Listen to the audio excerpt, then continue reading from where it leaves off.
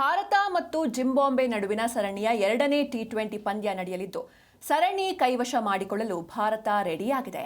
ಮೊದಲ ಪಂದ್ಯದಲ್ಲಿ ವೈಭವ್ ಸೂರ್ಯವಂಶಿ ಬಿರುಸಿನ ಬ್ಯಾಟಿಂಗ್ ಹಾಗೂ ಮಯಾಂಕ್ ಯಾದವ್ ಮಾರಕ ಬೌಲಿಂಗ್ ನೆರವಿನಿಂದ 7 ವಿಕೆಟ್ಗಳ ಸುಲಭ ಗೆಲುವು ಸಾಧಿಸಿದ ಟೀಂ ಇಂಡಿಯಾ ಅದೇ ಗೆಲುವಿನ ಲಯವನ್ನ ಮುಂದುವರಿಸುವಂತಹ ವಿಶ್ವಾಸದಲ್ಲಿದೆ.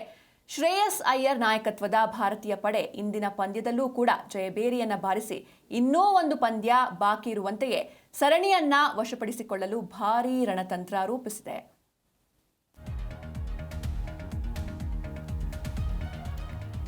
ಭಾರತ ಮತ್ತು ಜಿಂಬಾಬ್ವೆ ನಡುವಿನ ದ್ವಿತೀಯ ಟಿ20 ಪಂದ್ಯ ಇವತ್ತು ಜಿಂಬಾಬ್ವೆಯ ಹರಾರೆ ಸ್ಪೋರ್ಟ್ಸ್ ಕ್ಲಬ್ನಲ್ಲಿ ನಡೆಯುತ್ತೆ. ಇದು ಭಾರತೀಯ ಕಾಲಮಾನ ಸಂಜೆ 4:30ಕ್ಕೆ ಈ ಪಂದ್ಯ ಶುರುವಾಗುತ್ತೆ.